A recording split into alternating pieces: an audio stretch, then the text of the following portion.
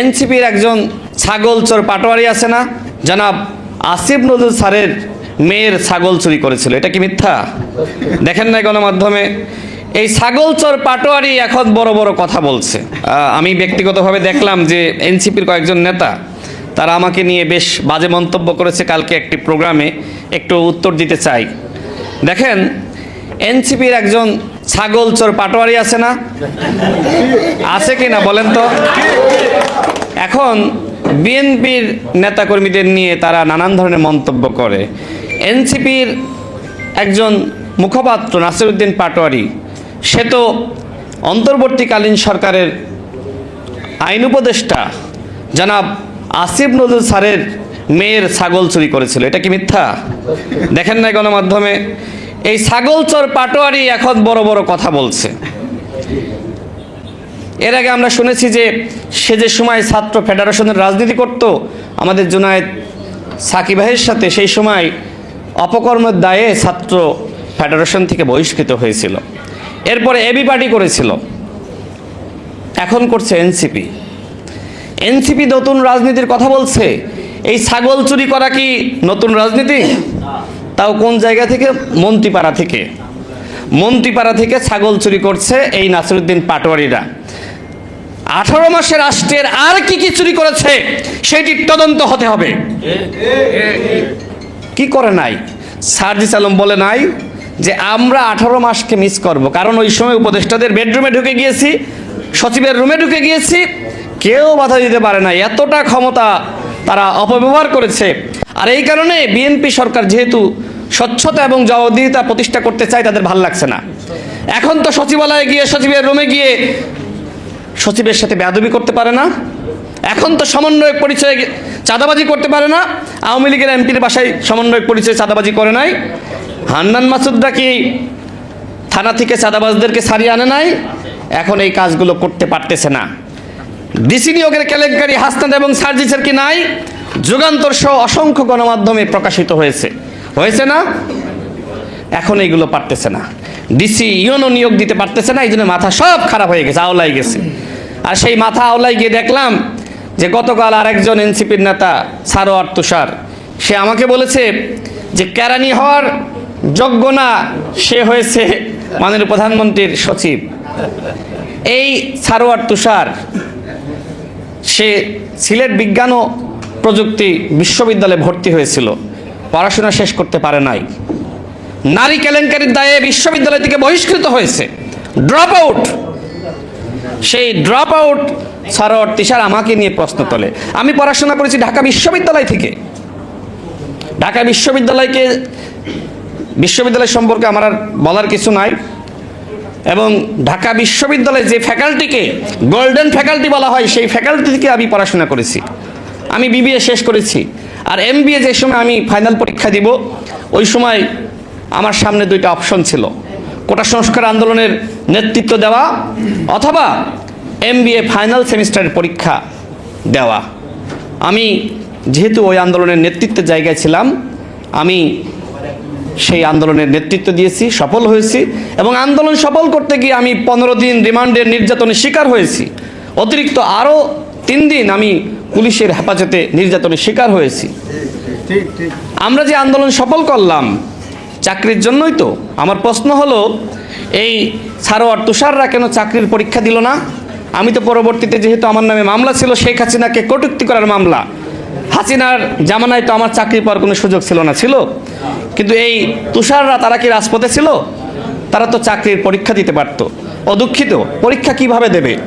যার সার্টিফিকেট নয় কেরানির পরীক্ষায় পাশ করার, পরীক্ষা দেওয়ার, সে কিভাবে পরীক্ষা দিবে? আজকে যারা অযোগ্য, এরা এনসিপি করতেছে। যারা নারীদের নিয়ে নানান ধরনের মন্তব্য করে, জানেন না তার সম্পর্কে? নীলা ইসরাফিলকে নিয়ে কি ধরনের মন্তব্য করেছিল? আজকে এনসিপিতে এই সারোয়ার তুষাররা থাকার কারণে এনসিপির মা বোনেরা নিরাপদ নয়। আমি সারোয়ার তুষারকে বলবো, যদি আপনি পড়াশোনা শেষ করতে চান, মানুষ হইতে চান, আমি আপনার পড়াশোনার ব্যবস্থা করব। তবুও এই লাগালাগি না করে পড়াশোনা শেষ করে মানুষ হন। এনসিপির এই সারোয়ার তুষাররা মানুষ হইলে এনসিপিতে যে সকল মা বোনেরা রয়েছে তারা নিরাপদ, অন্যথায় এই সকল অথর্বদের কাছে, এই সকল লুচ্ছা বাদবাহীদের কাছে এনসিপির কোনো মা বোন নিরাপদ নয়। আজকে মা বোনেরা বলছে যেখানে ভালো নারীরা, মেয়েরা এনসিপিতে নিরাপদ নয়, আমরা কিভাবে এনসিপি করব? এইটা কি তাদের নতুন রাজনৈতিক বন্দোবস্ত? আমি আর কথা বাড়াচ্ছি না। ড্রপ আউট সারোয়ার তিশার আমাকে নিয়ে প্রশ্ন তোলে। আমি পড়াশোনা করেছি ঢাকা বিশ্ববিদ্যালয় থেকে। আমার সামনে দুইটা অপশন ছিল, কোটা সংস্কার আন্দোলনের নেতৃত্ব দেওয়া অথবা MBA ফাইনাল সেমিস্টারের পরীক্ষা দেওয়া। যার সার্টিফিকেট নাই কেরানির পরীক্ষায় পাশ করার, পরীক্ষা দেওয়ার, সে কিভাবে পরীক্ষা দিবে? গতকাল আরেকজন এনসিপির নেতা সারোয়ার তুষার, সে আমাকে বলেছে যে কেরানি হওয়ার যোগ্য না, সে হয়েছে মাননীয় প্রধানমন্ত্রীর সচিব। এই সারোয়ার তুষার সে সিলেট বিজ্ঞান ও প্রযুক্তি বিশ্ববিদ্যালয়ে ভর্তি হয়েছিল, পড়াশোনা শেষ করতে পারে নাই, নারী কেলেঙ্কারির দায়ে বিশ্ববিদ্যালয় থেকে বহিষ্কৃত হয়েছে, ড্রপ আউট। সেই ড্রপ আউট সারোয়ার তিশার আমাকে নিয়ে প্রশ্ন তোলে। আমি পড়াশোনা করেছি ঢাকা বিশ্ববিদ্যালয় থেকে। ঢাকা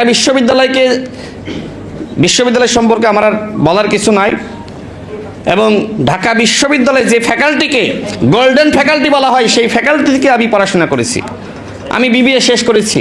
আর MBA যে সময় আমি ফাইনাল পরীক্ষা দিব, ওই সময় আমার সামনে দুইটা অপশন ছিল, কোটা সংস্কার আন্দোলনের নেতৃত্ব দেওয়া অথবা MBA ফাইনাল সেমিস্টারের পরীক্ষা দেওয়া। আমি যেহেতু ওই আন্দোলনের নেতৃত্বের জায়গায় ছিলাম, আমি সেই আন্দোলনের নেতৃত্ব দিয়েছি, সফল হয়েছি। এবং আন্দোলন সফল করতে গিয়ে আমি 15 দিন রিমান্ডের নির্যাতনের শিকার হয়েছি। অতিরিক্ত আরও 3 দিন আমি পুলিশের হেফাজতে নির্যাতনের শিকার হয়েছি। আমরা যে আন্দোলন সফল করলাম চাকরির জন্যই তো। আমার প্রশ্ন হলো, এই সারোয়ার তুষাররা কেন চাকরির পরীক্ষা দিল না? আমি তো পরবর্তীতে, যেহেতু আমার নামে মামলা ছিল শেখ হাসিনাকে কটূক্তি করার মামলা, হাসিনার জামানায় তো আমার চাকরি পাওয়ার কোনো সুযোগ ছিল না, ছিল। কিন্তু এই তুষাররা, তারা কি রাজপথে ছিল? তারা তো চাকরির পরীক্ষা দিতে পারতো। অদুঃখিত, পরীক্ষা কিভাবে দেবে? যার সার্টিফিকেট নাই কেরানির পরীক্ষায় পাশ করার, পরীক্ষা দেওয়ার, সে কিভাবে পরীক্ষা দিবে?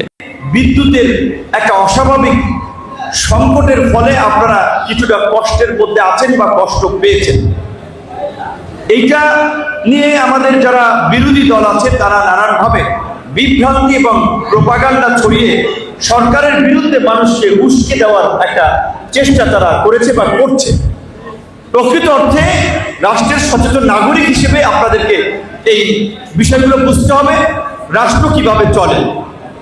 বাংলাদেশের তো নিজস্ব গ্যাস সীমিত, বিদ্যুতের প্রোডাকশন ক্যাপাসিটি বিদেশিদের সহায়তায় আমরা বিভিন্ন কারিগরি সহায়তা নিয়ে আমরা বিদ্যুৎ উৎপাদন করে থাকি। কয়লা লাগে বিদ্যুৎ উৎপাদন করতে, গ্যাস লাগে, এগুলো আমদানি করতে হয় বাইরে থেকে ডলারে, যেটা আপনাদের এখানে আপনারা বলেছেন যে এটা প্রবাসী অধ্যুষিত একটা জেলা এবং বাংলাদেশের 10টি টপ প্রবাসী অধ্যুষিত জেলার মধ্যে মুন্সিগঞ্জ একটি। সম্ভবত রেমিটেন্স পাঠানোর ক্ষেত্রে গত বছরে মুন্সিগঞ্জের অবস্থান 8ম। তো এই বিদেশি মুদ্রা যে পাঠায়, এই বিদেশি মুদ্রা দিয়েই আমরা বিদেশ থেকে কেনাকাটা করি, সেটা বিদ্যুৎ, গ্যাস কিংবা আমাদের ঔষধ, কিংবা ধরেন আমরা যে এই সাউন্ড সিস্টেমের কথা বলছি, এরকম বেসিক কিছু জিনিসও বিদেশ থেকে আমাদের আনতে হয়।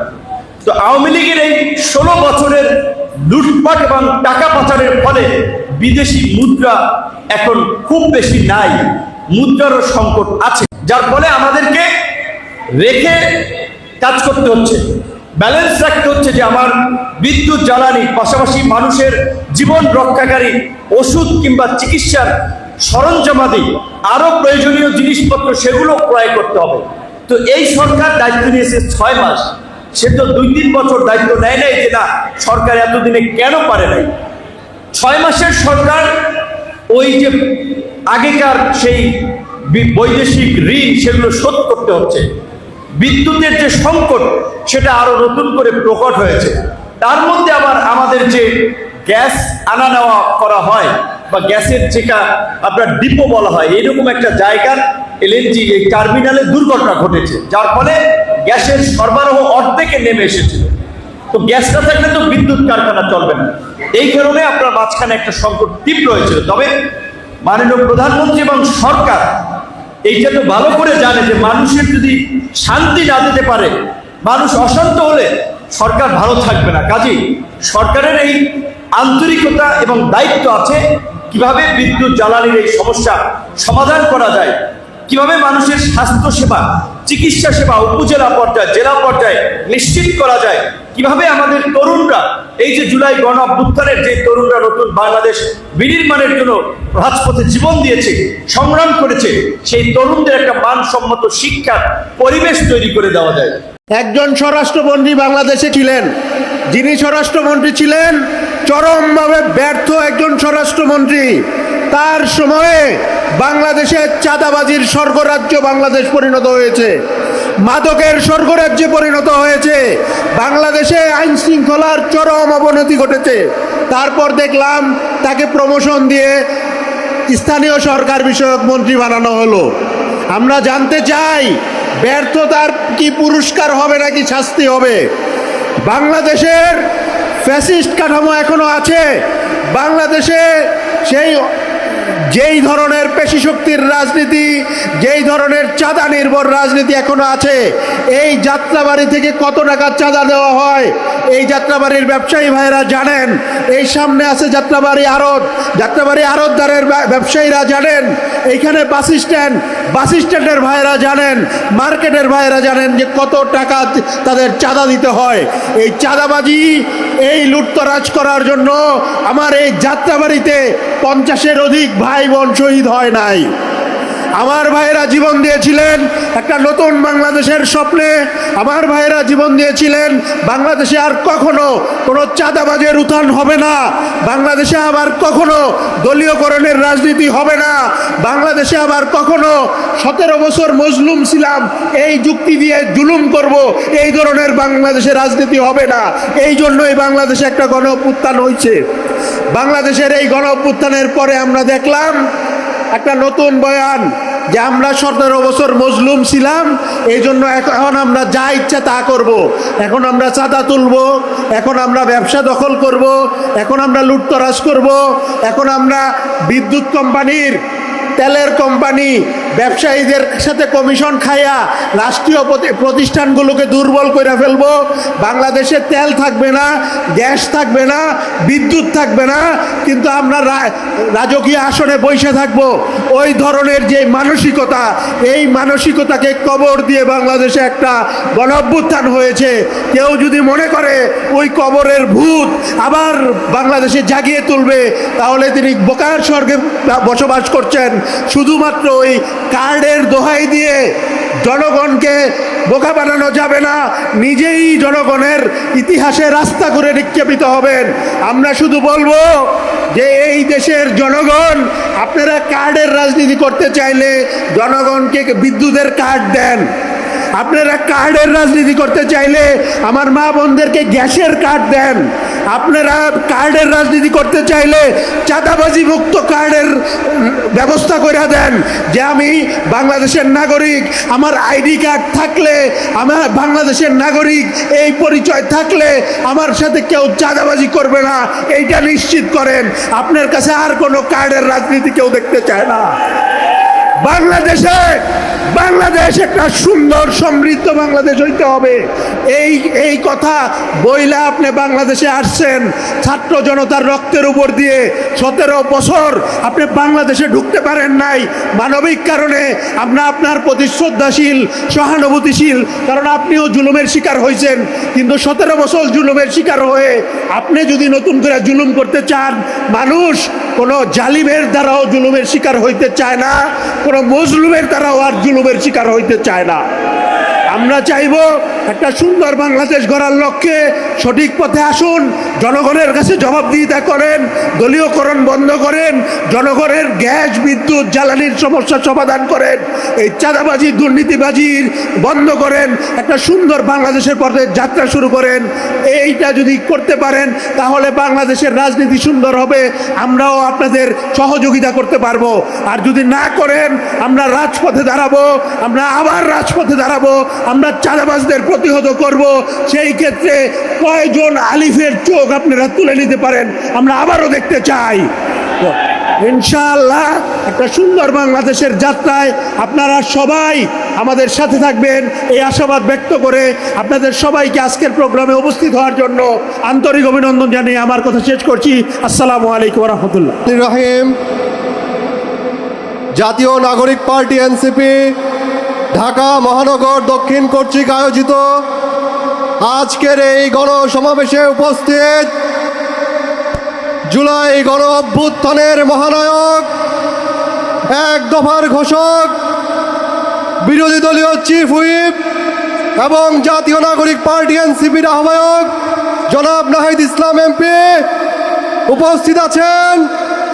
জুলাই গণ অভ্যুত্থানের অন্যতম অগ্রসেনানী জাতীয় নাগরিক পার্টি এনসিপির সংগ্রামী মুখপাত্র জনাব আসিফ মাহমুদ সজীব ভুইয়া সহ জাতীয় নাগরিক পার্টি এনসিপির কেন্দ্রীয় নেতৃবৃন্দ, ঢাকা মহানগর দক্ষিণের কেন্দ্রীয় নেতৃবৃন্দ এবং বিভিন্ন থানা ওয়ার্ড থেকে আগত বিভিন্ন পর্যায়ের নেতাকর্মীবৃন্দ, আপনাদের সকলকে জানাই আসসালামু আলাইকুম। হাজারো শহীদের রক্তের উপর দাঁড়িয়ে যে গণ অভ্যুত্থানের পরে আমরা একটি জাতীয় নির্বাচন অনুষ্ঠিত হতে দেখলাম, সেই নির্বাচনের পরে আমরা আশা করেছিলাম দেশ সুষ্ঠুভাবে চলবে, দেশের নাগরিক তাদের যে সকল সুযোগ সুবিধা আছে সেগুলো তারা সঠিকভাবে ভোগ করবে। কিন্তু আমরা খুব অসহায়ের সাথে লক্ষ্য করলাম নির্বাচনের পর একটি দল তাদের পকেট ভর্তি করতে ব্যস্ত হয়ে গেল। একটু আগেই আমাদের ঢাকা মহানগর উত্তরের আহ্বায়ক জনাব আরিফুল ইসলাম আদিব বলে গেলেন কদমতলী থানার একটি বাজার থেকে মাসে কি পরিমাণ চাঁদা তোলা হয়। এটা শুধুমাত্র একটি বাজারের চিত্র নয়, এটি সমগ্র বাংলাদেশের সমগ্র রাস্তার চিত্র। প্রত্যেকটি রাস্তায়, প্রত্যেকটি মহল্লায়, প্রত্যেকটি দোকান থেকে, ভ্যান থেকে, প্রত্যেকটি ট্রাক থেকে, যানবাহন থেকে চাঁদা তোলা হচ্ছে। চাঁদা থেকে রেহাই পাচ্ছে না অটোরিকশা পর্যন্ত। সারাদিন তীব্র দাবদাহের পর যখন সাধারণ জনগণ একটু ঘরের ভেতরে ফ্যানের নিচে গিয়ে আরামের বাতাস খাবে, সেই সুযোগটি পর্যন্ত এই সরকার দিচ্ছে না। সারাদিন তীব্র লোডশেডিংয়ে এই গরমে পর্যুদস্ত পুরো জনপদ। প্রিয় ভাইয়েরা, 5ই আগস্টের পর ইন্টারিম সরকারের ক্ষমতা নেওয়ার পর এই বিএনপি বিভিন্ন জায়গায় অপপ্রচার শুরু করলো। তারা আসলে নাকি দেশ ঠিক হয়ে যাবে, তারা আসলে নাকি আইন শৃঙ্খলা রক্ষাকারী পরিস্থিতি ঠিক হয়ে যাবে, তারা আসলে দ্রব্যমূল্যের দাম নাকি নিয়ন্ত্রণে আসবে। কিন্তু আমরা দেখতে পেলাম নির্বাচনের ঠিক পর দ্রব্যমূল্যের দামের কি উগ্রগতি শুরু হয়েছে। কিভাবে মববাজি, সন্ত্রাসী কর্মকাণ্ড সহ হত্যা, খুন, রাহাজানি বেড়ে চলেছে। আমাদের সাবেক স্বরাষ্ট্রমন্ত্রী সবজান্তা শমশের তিনি মাত্র বিদায় নিয়েছেন তার মন্ত্রণালয় থেকে, কিন্তু বিগত 5 মাসে সারা বাংলাদেশে আইন শৃঙ্খলার যে অবনতি তিনি রেখে গেছেন তা থেকে কিভাবে উত্তরণ হবে আমার জানা নাই।